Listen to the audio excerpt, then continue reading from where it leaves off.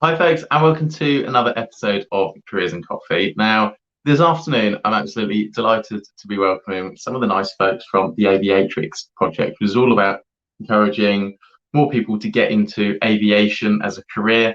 And today we are joined by John. So we're going to bring John on screen to tell us a little bit more. John, how are you doing? Hi, I'm very good, thank you. Good stuff, good stuff. Now, we do know you haven't got coffee, so we're gonna skip that off. But we always know, apparently, as you say, the plane's not moving unless there is tea on board. Exactly. But tell us a little bit more about who you are, what you do, and the Aviatrix project. Okay, so myself, I have been flying for 20 years, and before that, I was an engineer for 10 years. So I spent 10 years fixing airplanes, and I've spent the last 20 years trying to break them. I've flown commercially for some of the big airlines. I've flown for British Airways Regional. I've flown for First Choice, which then became Thomson Airways, so doing the holiday flights. I've flown for cargo operators. I've flown for VIP operators, and I'm now back flying cargo. The aircraft I've mainly flown is the Airbus A320, and I'm currently flying the Boeing 747 cargo plane. For the last 12 years, I've had management roles. I've been chief technical pilot, I've been a flight safety officer, I've been a fleet manager, and my current role is director of safety for my current airline. So with the Aviatrix project, that's an organization that was set up primarily to look at sort of diversity, looking at bringing females, young ladies, etc., into aviation, but also it's just diversity in general through STEM. So engaging with school children, advising on career paths, and I've been involved in those sort of sessions and careers that they can have, not just being a pilot, but other stuff as well. Excellent, that's fantastic. And just touching on that point as well, what you just mentioned there in terms of other careers within aviation, what are some of the other, if you love planes, if you love aviation, but you don't want to be a pilot necessarily, what are some of the other job roles as part of that? Yeah, so that's the key thing that most people view aviation from when they go on holiday. They see the airplanes, they see the pilots, they see the cabin crew, but there's so much that goes on behind the scenes as well. So within the airport itself, you've got engineers, you've got maintenance staff, you've got people looking after the airplanes, you've got people looking after the baggage carousels where all the suitcases go. There's at Stansted, where I'm based at the moment, you've got the little train that goes between the terminals, so you have engineers to look after that. Obviously, you've also got air traffic control, which is a very important job, probably more important than ours as crew. You've got the fuelers who bring the fuel to the airplane, the caterers, security, and then if you look in the airport building itself, you've got the shops, you've got the cafes, the restaurants. So there's the whole industry of different careers that you can have within aviation. Sorry, my cat has decided to join. Hi, Joe. How are you doing? Hopefully, maybe an unmute situation. Whilst we're waiting for that to come online, we've just got another question. So, how would someone get into being an aircraft engineer? Yeah, so from engineering, there are several routes. I went down the degree route. So I did showing my age now, but I did an OND in engineering, and then I did a degree in engineering, and then got a job at British Airways as an engineer at Heathrow. But there are various other ways. There are apprenticeships you can do where you work through various qualifications, and then you can get your Cat A or your Cat B license, and then that will allow you to work for an airline to work on systems or avionics or power plants or whatever. But anybody with a technical background can either go on an apprenticeship or sign up to a training course to get the license and hopefully get that all important first job. Fantastic, that's great, thank you. Did you always want to be a pilot? No. So when I was at school, I wanted to be an optician. So my A levels were all geared towards physics, chemistry, biology, and I'd been interviewed at University of Manchester to do the ophthalmics course. But no, I made a mess of my A levels, so I went off to an engineering college instead with a mate of mine because we were both tinkering with cars. So we had that sort of background. So I did an engineering qualification, did the engineering degree, and then became an engineer, but always wanted to fly. I've been in the Air Cadets, so I'd got the love of flying from when I was 16. So it was it took a bit of time, but eventually got to leaving engineering and then going into the flying. Oh, so the point there is that you can don't feel that you can't change your career path halfway through or through your career. Opportunities do present themselves, and you just don't know what's around the next corner. Agreed. That's brilliant. Thank you. Joe, can you hear us okay? And if you come off mute, hopefully we can hear you.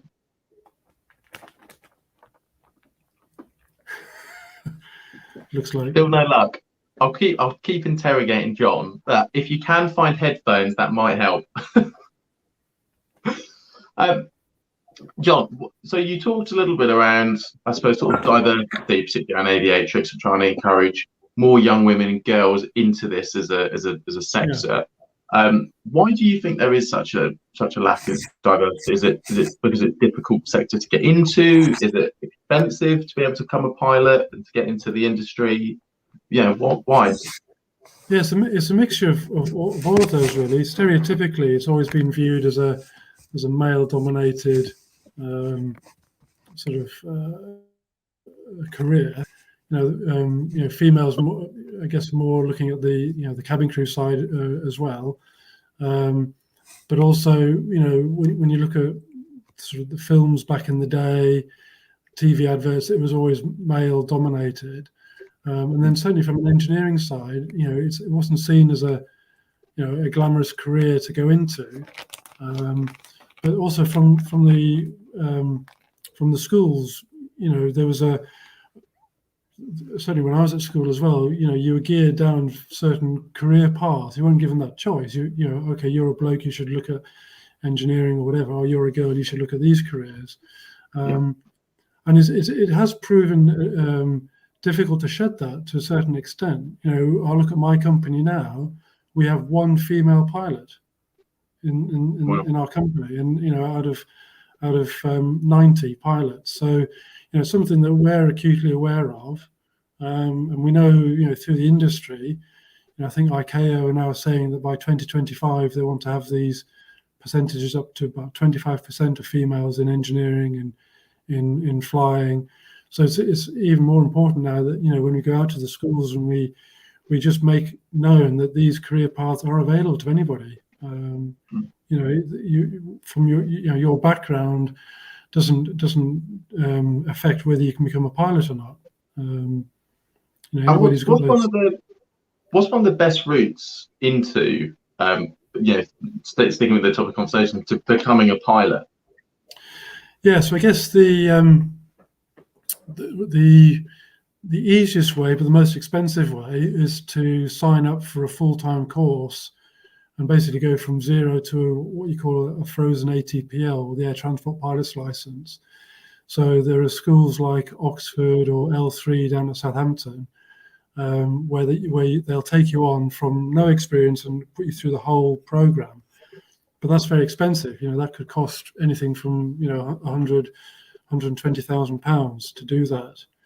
But other ways of getting into it is you start off you start off with your private pilot's license, and you do a modular progress. So you spend your first 6 months doing a private pilot's license, taking your exams, then doing some hour building. maybe get yourself an instructor's rating, start instructing, build your hours up, and as you get more and more hours, adding your qualifications, you have to get your instrument rating, you have to get your night rating, then your commercial pilot's license. And then once you've got your commercial pilot's license, you can then start earning a living. And then once you get your ATPL, your air transport pilot license, you can then start, you can be a captain on a commercial aircraft. So there are, you can do the full-time course, or you can do the modular route, or if you didn't want to fly commercially, if you want to just fly for fun, or you want to fly as an instructor, that's a lot easier and cheaper, and you get into that career path. So it's quite diverse. Obviously, the military, you've got a way of, if you sign up to the Air Force or something like that, you can get a pilot career through that. So yeah, different ways of getting in. Excellent. And can you become a pilot at any age, or could you be in your 40s, 50s to do it, or is it best off if you're sort of straight out of uni or sort of fairly younger? So to be a commercial, to get your air transport pilot's license, you need to be 21. But to fly, to get your private pilot's license, you can actually start learning to fly younger than actually to get your driving license for your car. So you can start flying at 16, and you can take flying lessons at 16, and it'll all start towards your getting your license. And I think there's a young chap, I can't remember his name now, but I think he was 17, and earlier this year he flew around the world on his own, the youngest person to do that. Wow. But he'd have to wait until he was 21 before he could get his ATPL. But yeah, there's no limit. So straight from school, you can start learning to fly.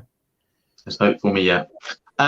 Question for Joe. So have you had to overcome any stereotypes in your career, and what advice would you give a young female who may be interested in aviation? Now, Joe, if you're still having difficulty with audio, actually, can we hear you? Can you hear me now? Yes, we can. Happy days. Oh, brilliant. Okay. Nice to see you, Joe. You too. Yeah, I've been fiddling while you've been talking, so I've managed to get it working. Yeah.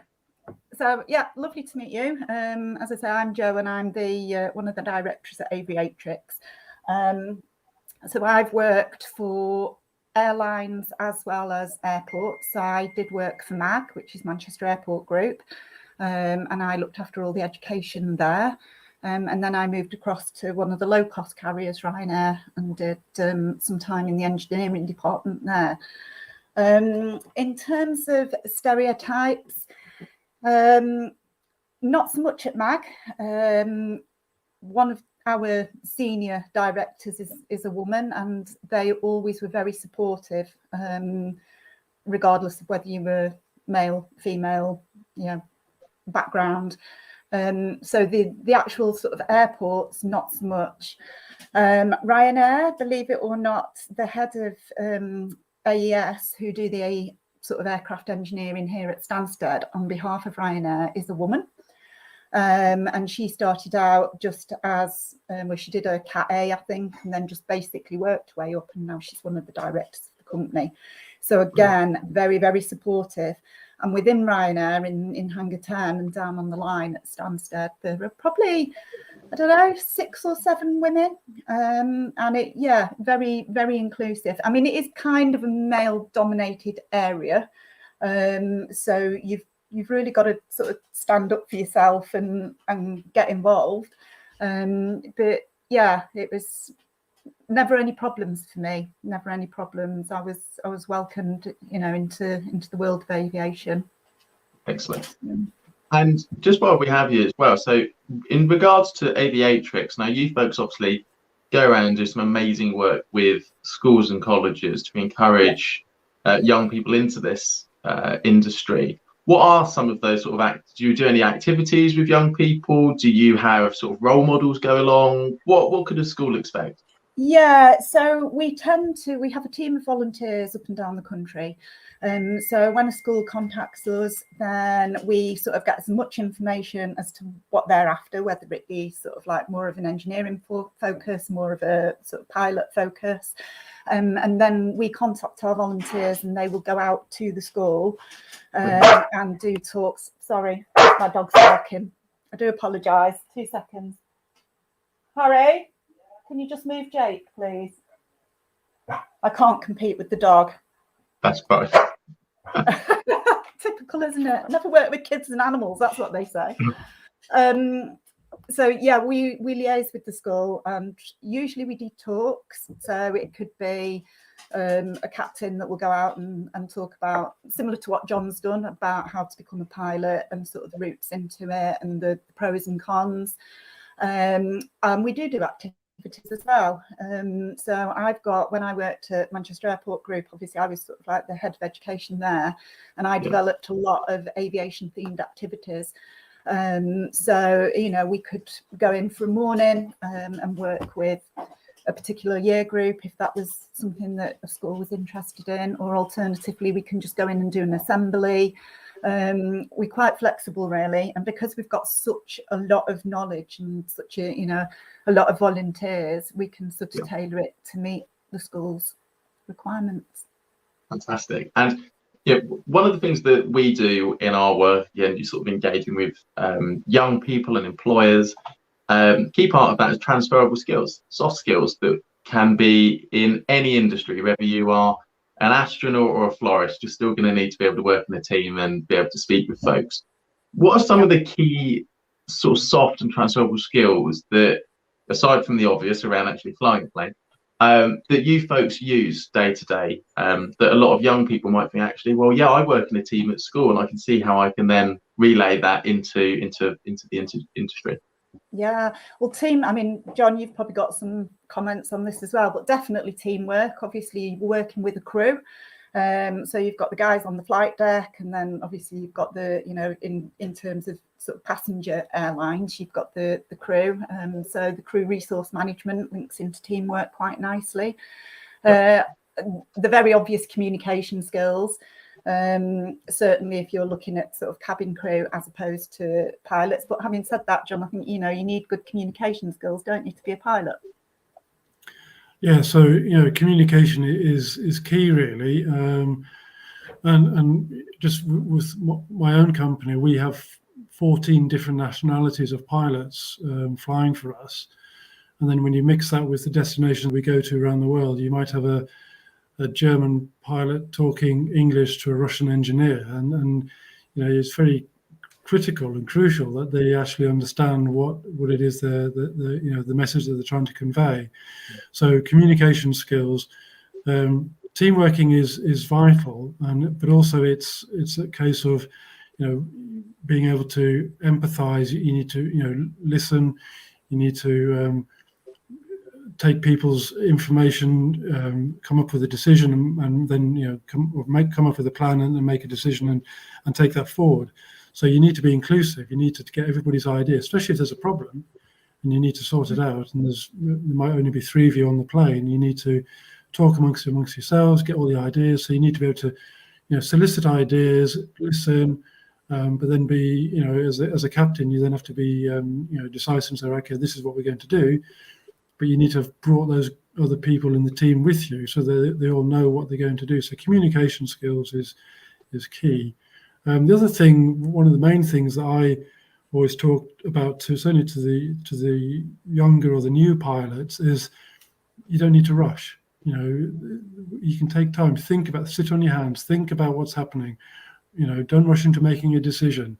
There's usually more than one path to go down, one decision that will be acceptable. So don't just rush into the first thing that you think of. It's very rare that you have to make an instantaneous decision to save the airplane or the situation. So think about it, you know, come up with scenarios, and follow the checklist, follow the procedures. And one of the key things we must do in aviation is to follow standard procedures. Because if you don't do that, and we go back to the nationalities, the reason we have standard procedures is that everybody knows what the other person is meant to be doing. We call them SOPs. If you don't follow the SOP, then things can quite quickly go wrong. So it's a discipline as well of doing what you're meant to do, knowing what you're meant to do, and yeah. So they're the key things: communication, discipline, following procedures, decision making, all that sort of stuff, soft skills. And I think also time management as well. You know, some airlines, John used to fly for Titan, and they have what they call a go now. So, you know, you've got to be organised so that, you know, because if you turn up late for the flight, then that can be quite disruptive. So, yeah, you've got to be able to sort of like manage your time and think about the lifestyle. It's not just a career, it's very much a lifestyle. Certainly depending who you fly with. So, yeah, time management skills, crucial. Organisational skills, got to be able to organise yourself. Brilliant. Thank you. And I think we'll make this one the last question. So you have had different working roles. How has this helped you develop your working career, and what have you learned from this? Who wants to tackle that? Yeah, because I've had a very varied career, really. I mean, I've worked in education for most of my life, and then I sort of fell into aviation when we relocated, and I think, yeah, I mean, I love aviation. I absolutely adore it. I'm apart from the aviatrix side, I'm back in education now. But I think it's the skills that you learn that are really transferable. If I hadn't have worked in schools for many years before I started at Ryanair, for example, you know, it's the skills that I've picked up along the way. John, you're going to hate me, but engineers are like kids sometimes. I don't know whether I don't know whether he's frozen or whether he's just ignoring me on that one. But yeah, it's all the skills that I've had in every role that I've done, I've utilised within aviation. That's fantastic. Well, folks, that is sort of our 20-odd minutes. I could speak to you both all evening. It's such an insightful discussion around this, and I think what you've done to, I think, sort of destigmatize the industry a little bit and make sure that there's some clear routes in how young people can do that. But also, you know, you might have somebody who's captain of a football team and actually, yeah, they're great at leading a team and being a team player and all those sorts of areas, how they can sort of transfer that skill into your industry. So that's been just brilliant. So just huge thank you, Jen and John, for joining us on Careers and Coffee. It's been a pleasure. You're very welcome. Cheers. So, folks, that was Jen and John from Aviatrix Project, and it's a little bit more about all the brilliant work they're doing, and also, you know, pathways into being a pilot, and also that there are far more roles as well within the industry. So, be sure to check out aviatrix.com as a part of that. So, also be sure to tune in on Thursday, same time, 4:30, to hear from some more amazing guests. Thanks.